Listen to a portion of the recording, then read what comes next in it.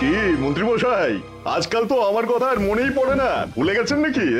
আরে না না ভগবান, তুমি হলে আমার তুরুপের তাস। ঠিক সময়ে ঠিক সুযোগ এলে তোমাকেই ডাকবো। একটু দেখবেন। হ্যাঁ, আরে নিশ্চয়ই নিশ্চয়ই। এই চলি রে, আবার রাজসভায় যেতে হবে।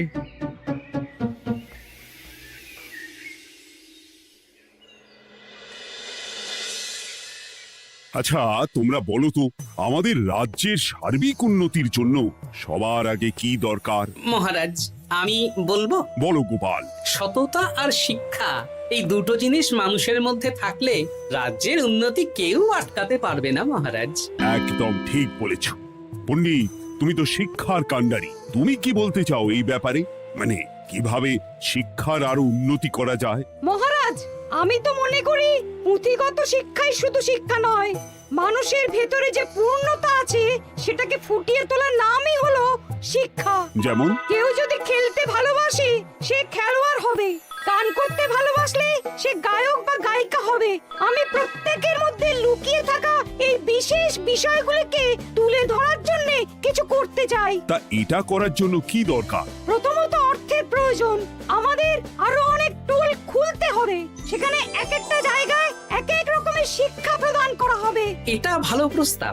আমাদের রাজ্যে গায়ক, নৃত্যশিল্পী, অঙ্কন শিল্পী, খেলোয়াড় সব তৈরি হবে। দেশ বিদেশে রাজ্যের নাম উজ্জ্বল হবে। মহারাজ, একদম এসব উল্টো পাল্টা খরচ করবেন না। কেন কেন? মহারাজ, রাজকোষে প্রথমত বেশি অর্থ নেই, যে কোনো সময় যুদ্ধ লাগতে পারে। তাই আমাদের উচিত প্রথমে এসব না করে কামান, গোলা বারুদ, ঢাল, তরোয়াল এসব কেনা। ঠিকই বলেছ।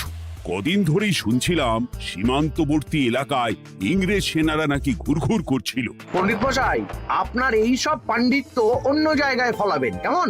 এসব করে লাভের লাভ কিচ্ছু নেই। কাউকে যদি ইংরেজরা গুলি করে সে কি গান শোনাবে? হ্যাঁ, মন্ত্রীর কথায় যুক্তি আছে। মহারাজ, আপনি বরং পণ্ডিত মশাইকে কিছুদিনের জন্য ছুটি দিয়ে দিন। পণ্ডিত মশাইয়ের মাথার একটু বিশ্রাম দরকার। হ্যাঁ পণ্ডিত, তুমি বরং দিন 15 জন্য তীর্থে ঘুরে এসো। যথা আজ্ঞা মহারাজ।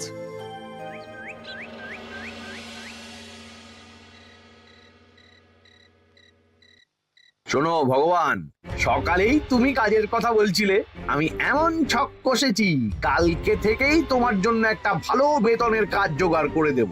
শুধু যা বেতন পাবে তার অর্ধেক আমাকে দিতে হবে, কেমন? রাজি রাজি। কি কাজ বলুন? শোনো, বাহ বাহ, দারুণ দারুণ, হয়ে যাবে কাজ।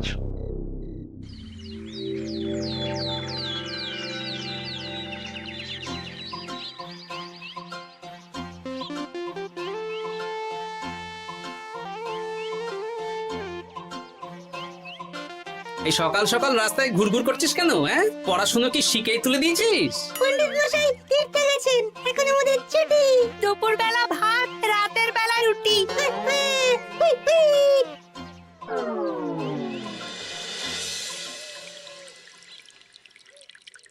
মহারাজ, গতকাল পণ্ডিতকে ছুটি দিলেন আর আজ পাঠশালার সব ছাত্রছাত্রী সকাল থেকে ঘুরঘুর করছে।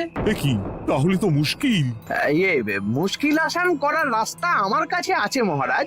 আমার সন্ধানে এমন একজন পণ্ডিত আছেন যিনি বহু ভাষাবিদ, অনেক পাণ্ডিত্য, দেশ বিদেশে শিক্ষাদান করেছেন। কিন্তু তাকে আমরা পাবো কোথায়?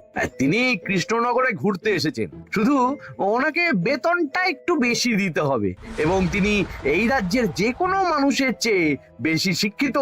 তার পড়ানোর ধরনই আলাদা। সে কোথায়? আমি তাই ওনাকে আজকে রাজসভায় আসতে বলেছি। মহারাজ, আপনার সাথে একজন দেখা করতে এসেছেন। দেখুন মহারাজ, বলতে না বলতেই হাজির। ওনাকে ভিতরে আসতে বলো। আচ্ছা মহারাজ।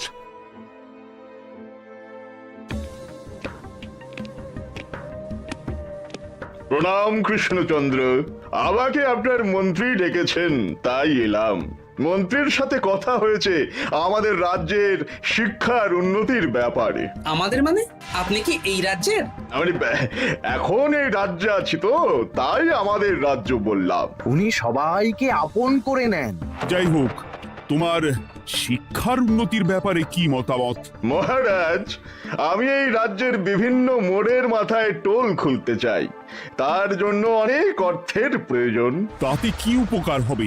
ছাত্রদের জন্য তো নির্দিষ্ট পাঠশালা আছে।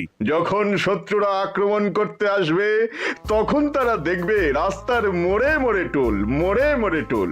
তারা বুঝতে পারবে এখানে সবাই শিক্ষিত।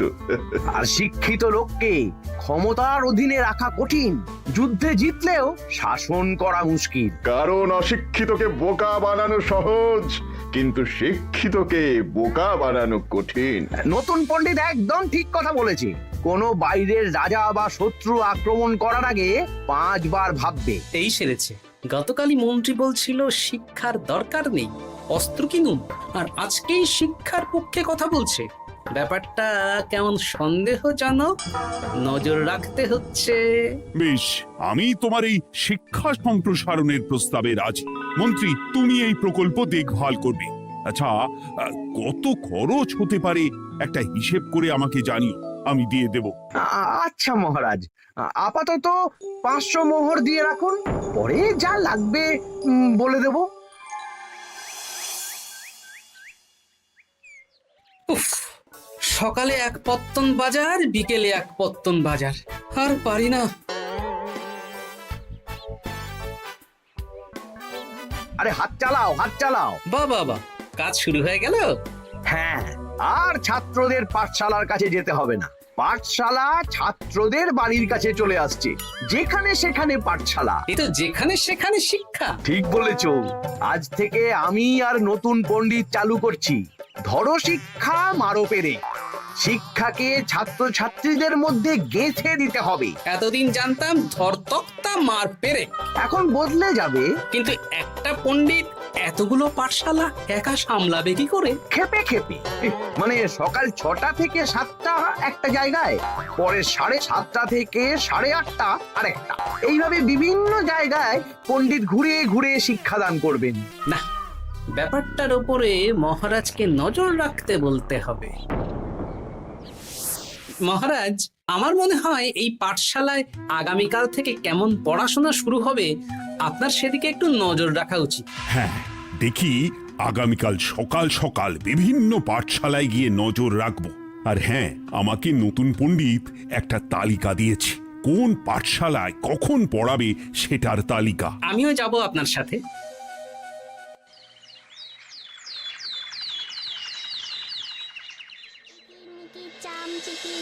কাটা মজুমদার ধে এলো দামোদর, দামোদরের হাঁড়ি কুড়ি, দুয়ারে বসে চাল কুড়ি। দেখি কুটি, তোরা এই কিরমিকির খেলছিস? নতুন পণ্ডিত কোথায়? উনি তো এই মাত্র দক্ষিণের পাঠশালায় গেলেন।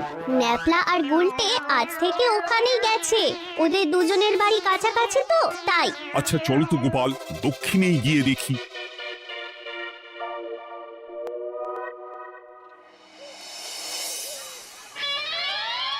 দেখি এখানেও তো নতুন পণ্ডিত নেই। নতুন পণ্ডিত মশাই আমাদের একের নামটা মুখস্থ করতে দিয়ে চলে গেলেন। একের নামটা? এসব কি হচ্ছে? শিক্ষার নামে অর্থের জলাঞ্জলি মহারাজ। না, আজই রাজসভায় এর বিচার হবে। মন্ত্রী, আমি যা দেখলাম তাতে শিক্ষা তো কদিন পরে লাটে উঠবে। আমার এক ভাগ্নি তো আজ পাঠশালায় গিয়ে লুকোচুরি খেলেছে। নামমাত্র পড়াশুনো আর বাকি সময় খেলা, এভাবেই বয়ে গেল বেলা। মন্ত্রী, এই তোমার নতুন পণ্ডিতের দৌড়। মহারাজ, একজনের পক্ষে এতগুলো পাঠশালায় শিক্ষাদান তো সম্ভব নয়। তার জন্য তো আরো পণ্ডিতের প্রয়োজন, আর তার জন্য চাই আরো অর্থ। আবার অর্থ? শুধু মহারাজের অতিরিক্ত অর্থ খরচ হবে বলে আমি আগে এই প্রস্তাবটা রাখিনি। বেশ, তা আর পণ্ডিত কোথায় পাবে? আমাদের নতুন পণ্ডিতের কাছে অনেক পণ্ডিতের সন্ধান আছে। উনি একটা হাঁক মারলেই সব চলে আসবে। বেশ, তাহলে তাই ব্যবস্থা করো। এভাবে শিক্ষার অবনতি আমি চোখে দেখতে পারবো না। আরো 300 মোহর লাগবে। পেয়ে যাবে। এ তো দিনে দুপুরে ডাকাতি। ব্যাপারটা ধরতে হবে, কিছু একটা ঘোট তো আছেই। আর নতুন পণ্ডিতদের যদি কোথাও একটু থাকা খাওয়ার ব্যবস্থা করা যায় তাহলে ভালোই হয়। রাজবাড়ির অতিথিশালা তো আছেই, ওখানেই না হয় ব্যবস্থা করে দেব।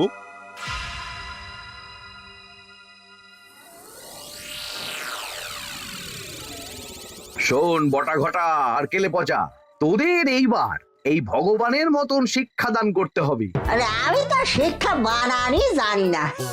সে না জানলেও হবে, শুধু দাড়ি গোঁফ লাগিয়ে নকল পণ্ডিত সেজে কালকে থেকে পাঠশালায় যেতে হবে। কাকে কোথায় যেতে হবে সব আমি বুঝিয়ে দেব। আচ্ছা,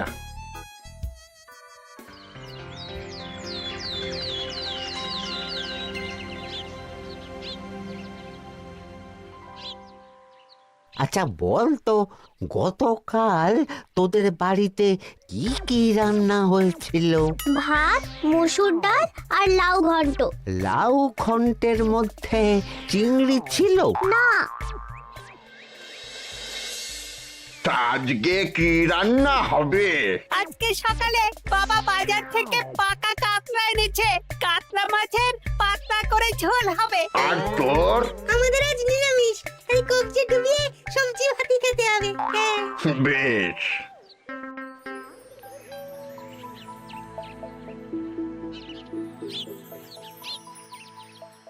বল, আজকে তোরা কি কি শিখলি? আমি লাউ ঘন্ট। আমি সবজি ভাত। আমি কাতলা মাছ। কি বলছিস কি? আজকে তো পাঠশালায় এই সব আলোচনাই হয়েছে। এবারে ব্যাপারটা একেবারে সহ্য সীমার বাইরে চলে যাচ্ছে।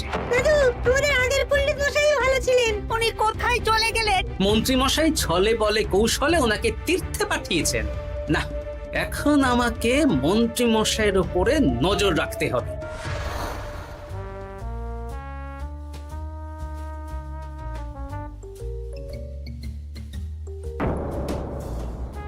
পাঠশালায় পড়ানোর ব্যাপার তো বিকেলেই মিটে গেছে। রাজবাড়ির অতিথিশালায় না গিয়ে নতুন পণ্ডিত মশাইরা এদিকে আবার কোথায় যাচ্ছেন? সাথে মন্ত্রীও আছেন, ব্যাপারটা নজর রাখতে হবে। তাড়াতাড়ি চল। চলুন চলুন। এদিকে তো বটা ঘটার বাড়ি, এদিকে মন্ত্রী মশাই কোথায় যাচ্ছেন?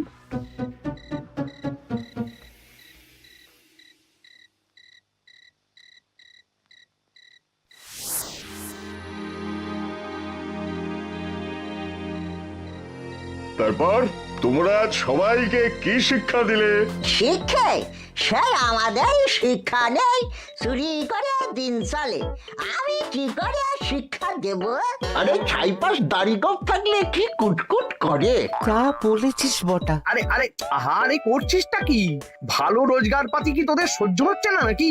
ভগবানকে দেখ, সেই কবে থেকে দাড়ি গোঁফ লাগিয়ে পণ্ডিত মশাই সেজে আছেন। আমারও প্রথম দিন একটু সমস্যা হচ্ছিল, এখন সামলে নিয়েছি। আর আমাদের এই সব আলোচনা একদম করা উচিত না।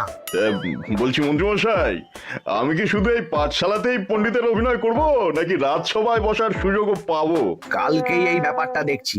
আগে তোমাকে রাজসভায় ঢোকাবো, তারপর এক এক করে বটা ঘটা কেলে পচা সব আমার দলের লোককে রাজসভায় ঢুকিয়ে নেব। আর রাজসভার বাকি সদস্যদের ফাঁকা করে দেবেন। একদম তাই।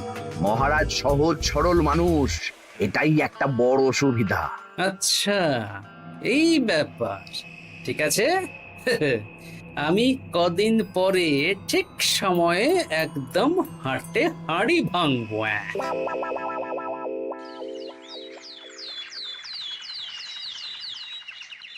তাহলে মন্ত্রী, আর কোনো সমস্যা নেই তো? না না মহারাজ, এখন আর কোনো সমস্যা নেই। দেখবেন এই ধরশিক্ষা মারপের এক প্রকল্পের নাম চারিদিকে ছড়িয়ে পড়বে। আমার তো মনে হয় একটু পাঠশালাতে বিজ্ঞান নিয়েও আলোচনা করা উচিত। হবে হবে, সব হবে। এখনো সব বাচ্চারা অজ্ঞান হয়ে আছে। আগে শিক্ষায় জ্ঞান ফিরুক, তারপরে না হয় বিজ্ঞান নিয়ে আলোচনা করবে। বিজ্ঞানী তো প্রস্তাবটা খারাপ রাখেনি। তুমি কি বেশি বোঝো? তাহলে তুমিই তো বিজ্ঞান শেখাতে পারো। আমি কবিরাজি শিক্ষা দান করতে পারবো। তোমার কবিরাজি শিখতে কেউ রাজি নয়, চুপ থাকো। আহ, দেখাই যাক না বাচ্চারা কেমন শিক্ষা লাভ করে। মহারাজ, বলছি কি, আমাদের পণ্ডিতের আসনটা তো ফাঁকাই পড়ে আছে। এখন যখন নতুন পণ্ডিত এসেই গেছেন, তাহলে ওই জায়গায় ওই তো বসতে পারে। কিন্তু পণ্ডিত তো তীর্থে গেছে, অবশ্য কদিন পরেই ফিরে আসবে। ও আসুক, তারপর না হয় আলোচনা করে একটা সিদ্ধান্ত নেব।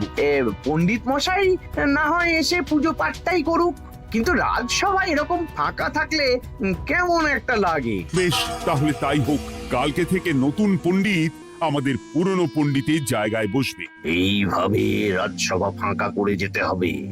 তাহলে একদিন সবাই আমার পক্ষেই কথা বলবে আর শেষে রাজাকেই সরিয়ে দেব।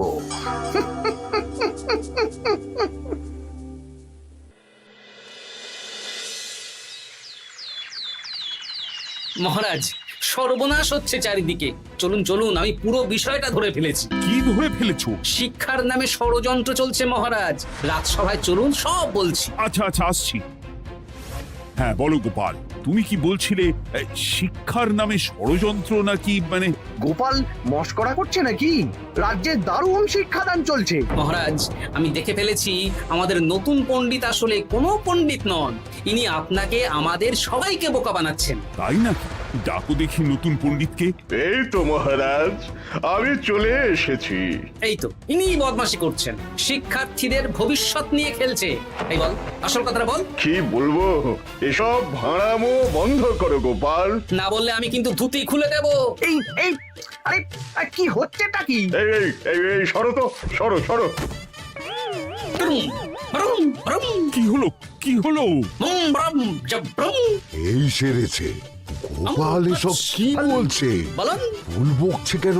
ব্রুম, ব্রুম, গোপাল, তোমার কি হলো গো? কি বলছো তুমি? আমার কাছে বৈদ্য, তুমি একটু দেখো তো গোপাল ঠিক আছে তো? এই যে নতুন পণ্ডিত, তুমি তো অনেক ভাষা জানো, তুমি বুঝতে পারছো? মহারাজ, আমি দেখছি গোপালের মনে হয় বিশ্রামের প্রয়োজন। এই এই, তোমরা কয়েকজন মিলে গোপালকে রাজবাড়ির অন্দর মহলে নিয়ে চলো। চলুন, আমি যাচ্ছি। ওহো, গোপালের কি হলো? মাথায় লেগে গেল? ভাষা চলে গেল? সব এই নতুন পণ্ডিতের জন্য।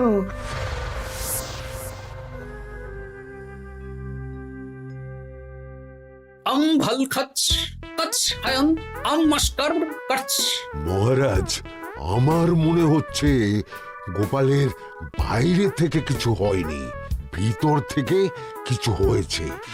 নারী স্পন্দন, হৃদস্পন্দন সব ঠিক আছে। আমার বড় যাব ভ্রম। কিন্তু গোপাল কি ভাষা বলছে বোঝা যাচ্ছে না। নতুন পণ্ডিত, একবার চেষ্টা করে দেখো না। আমার কথা হয় না।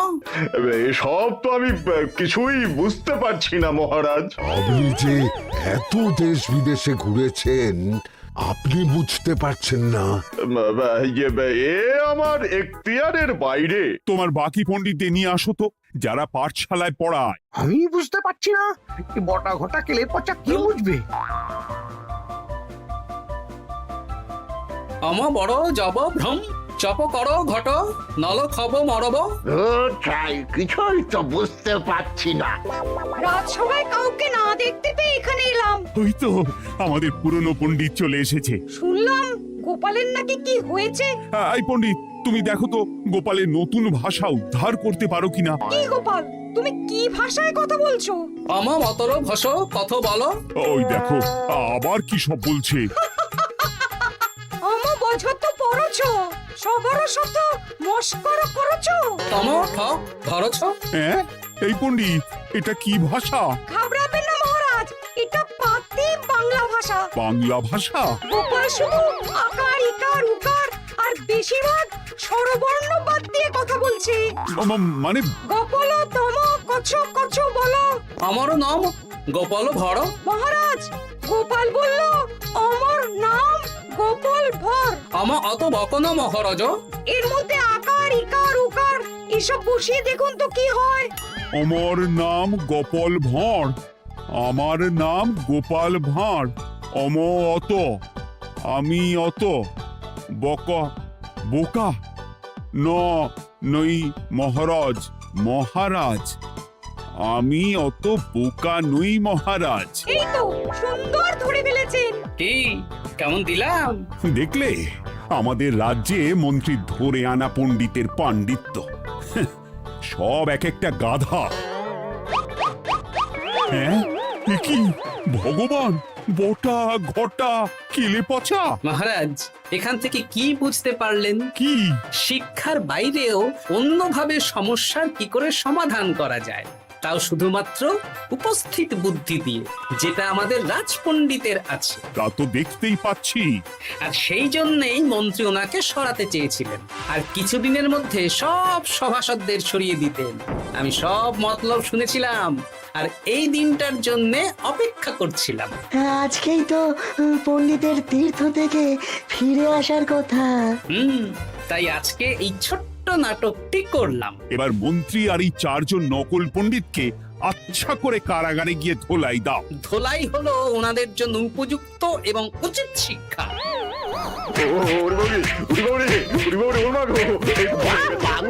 বাবা গো, ভুল হয়ে গেছে গো। আরে